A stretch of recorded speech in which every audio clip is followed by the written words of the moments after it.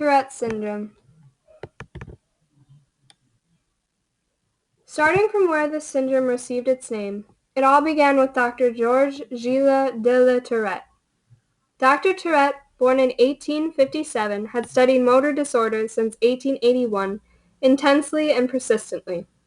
He made his lasting contribution to the medical field after publishing an 1884 paper describing 9 patients found with involuntary motor and vocal tics, and sometimes found in bursts of notorious cursing. He discovered that this disorder typically started in childhood and that more commonly males than females were affected. Later on, he found that this ailment is hereditary rather than progressive degenerative disorder. He also found that these uncontrollable spasms start in the face and upper extremities and come and go without warning. Although uncontrollable, both stress and sleep deprivation make these attacks more frequent and severe. Tourette Syndrome, or TS, is a neurological disorder often classified as repetitive, involuntary movements of the body, as well as vocalizations, and are more commonly referred to as tics. Early symptoms of TS are most likely to be observed in childhood, with the onset of this syndrome being between the ages of 3 and 9 years of age. It is more common to find males affected by TS than females. In fact, males are about 3 to 4 times more likely to have TS. It has been estimated that around 200,000 Americans live with the more severe form of TS, whereas 1 in 100 tend to experience a much more mild form. Oftentimes, TS can be a chronic condition. It is likely that the worst years of the syndrome occur in the teenage years. However, there is an important improvement as the child moves into their late teens and into adulthood. It is also important to understand that a large percentage of people living with Tourette syndrome also have associated conditions such as learning disabilities, attention deficit disorder, and obsessive thoughts and compulsive rituals. As of now, there is no specific lab or brain test to prove that someone has Tourette syndrome. The diagnosis is considered a clinical one. A clinical test typically means that the diagnosis is based on the professional examining the patient's history. It also implies that the professional closely observes the patient to gather enough information to arrange other tests that will narrow down the diagnosis. Typically, when looking at the patient's history, if they have a number of motor tics and a minimum of 1 vocal tic that have occurred on and off for more than a year, it is likely that they have Tourette syndrome. However, to be diagnosed with TS, the patient must have their current tics for more than a year, occurring multiple times a day, nearly every day, or even sporadically. Have their tics begin before the patient is 18 years of age. Have symptoms that cannot be due to other medical conditions such as Huntington's disease, post-viral encephalitis, or seizures. Have symptoms not caused by the abuse of drugs or the intake of other medicines. Have at least 2 motor tics and at least 1 vocal tic that can occur both together or separately. Types of tics. When classifying a tic as part of Tourette syndrome, it is important to be able to distinguish between the various types of tics. Broken down simply, tics can either be vocal or motor. However, these 2 different tics can be further broken down as either simple or complex. When these tics are considered simple, it will involve one muscle group or simple sound. However, when the tics are considered complex, they will involve a variety of muscle groups and/or meaningful speech or phrases. Vocal tics. Starting with simple vocal tics are considered brief and meaningless noises. Some examples of these types of tics are screaming or shouting, grunting, coughing or clearing their throat, sniffling, squealing, blowing or huffing, barking, gulping, humming, and many more. The other side to this type of tic is the complex side. Complex vocal tics more clearly involve linguistically meaningful speech and language.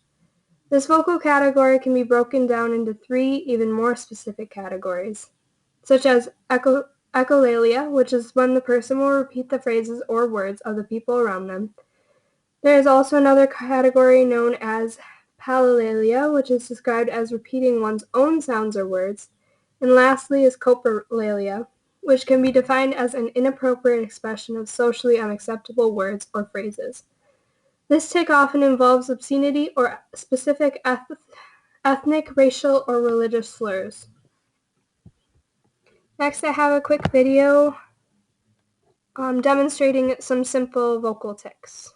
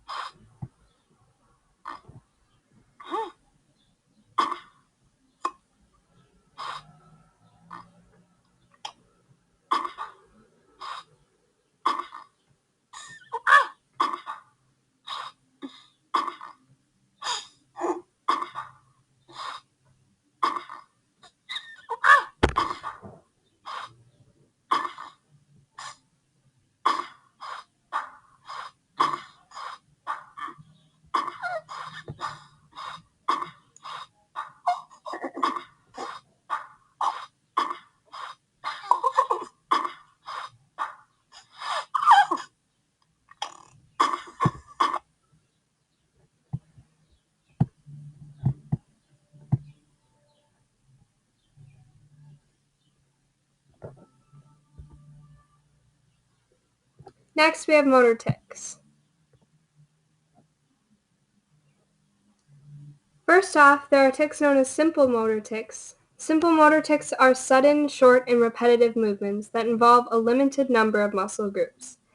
A few examples of these tics include forceful blinking, eye movements, nose wrinkling, facial grimacing, fist clenching, shoulder shrugging, and head jerking or shaking.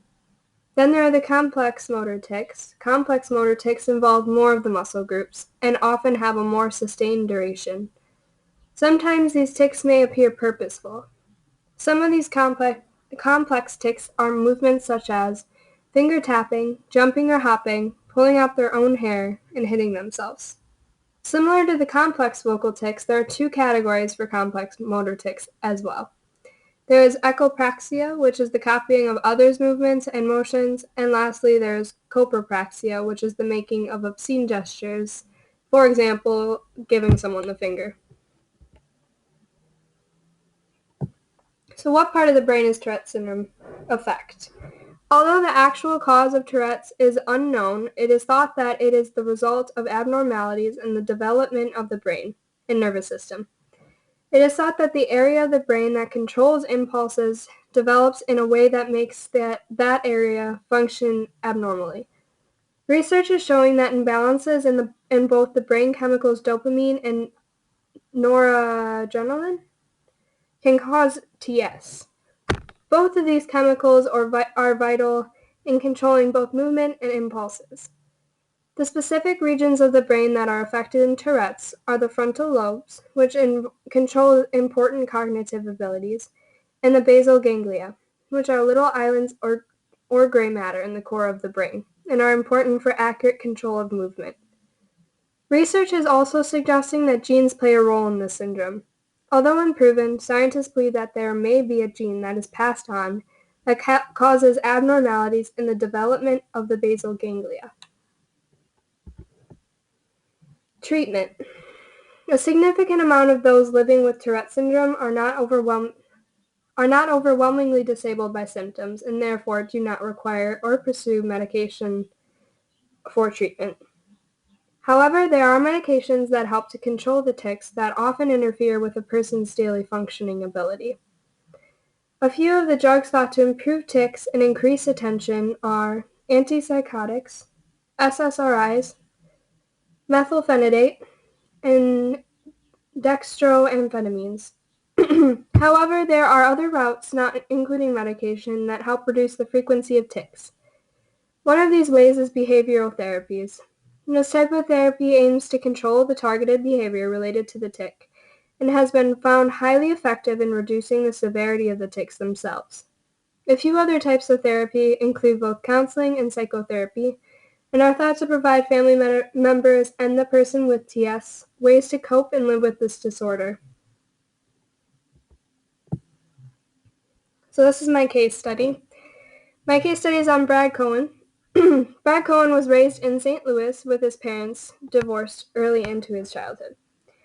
Brad had twitched and barked repetitively throughout his childhood days and would often be found knocking his knee on the inside of the car door. His mother was found to be compassionate, whereas his father couldn't understand why his son needed to make noises, and out of frustration he would punish Brad for his noises and physical tics. When taken to the doctors, Brad's condition was initially thought to be an emotional response or coping method for dealing with his parents' divorce. However, when Brad was 12 years old, his mother did her own research to get to the bottom of Brad's tics. She soon discovered that the behaviors were that of Tourette syndrome. So I want to show a quick video. It's of Brad talking about his hard time throughout his school years. So mostly elementary and middle. And I will go.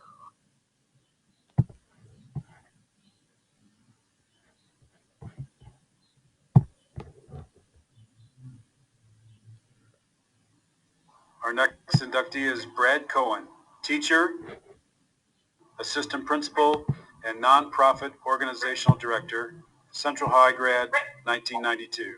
Brad?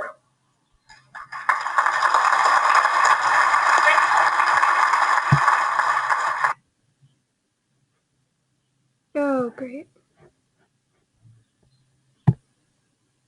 Today, our next inductee is Brad Cohen, teacher, assistant principal, and nonprofit organizational director, Central High grad, 1992. Brad? Grades, but my life was a little different because I grew up with Tourette Syndrome, a neurological disorder which causes me to make noises and tics I can't control. You see, at first my teachers didn't want to believe in me. They didn't want to give me a chance because I was different. They saw me as a problem child.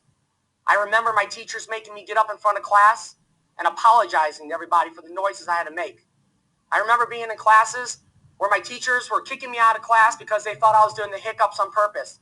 And this was all happening despite the fact that my mother was a huge advocate for me, up there almost every single day, trying to tell these teachers and trying to educate them about why I was a little different and how I did have the ability to be like any other kid. I really was scared to go to middle school. I hated middle school when I was there. I mean, if you weren't the most popular or good looking or wearing the right clothes, then you were the dork or the geek. Or in my case, I was the kid in the corner that made noises. There was nothing fun about middle school at all for me. And then I remember eating lunch. I sat at that same table every single day when the bullies would parade around me and mock my very noises. They'd push me around. They'd start fights with me because they thought they could shut me up. I was like, how can I possibly be successful in life when school wasn't even a safe place for me? And then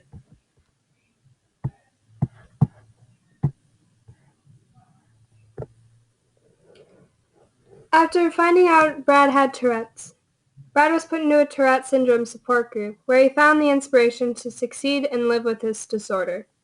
Later on, Brad went to Bradley University where he received his major in elementary education. Brad then spent a large amount of time looking for employment and was rejected 24 times before Mountain View Elementary School hired him as both a second and third grade teacher. Even after being hired, Brad struggled with non-understanding parents, yet he continued to educate his students on Tourette syndrome and would later be Teacher of the Year in 1997. Ultimately, Brad strived to be the teacher he never had, to make sure that the generations to come would learn in a safe, compassionate environment. He wanted to ensure that his students wouldn't discriminate others based on their differences, but instead understand and embrace them. Thank you.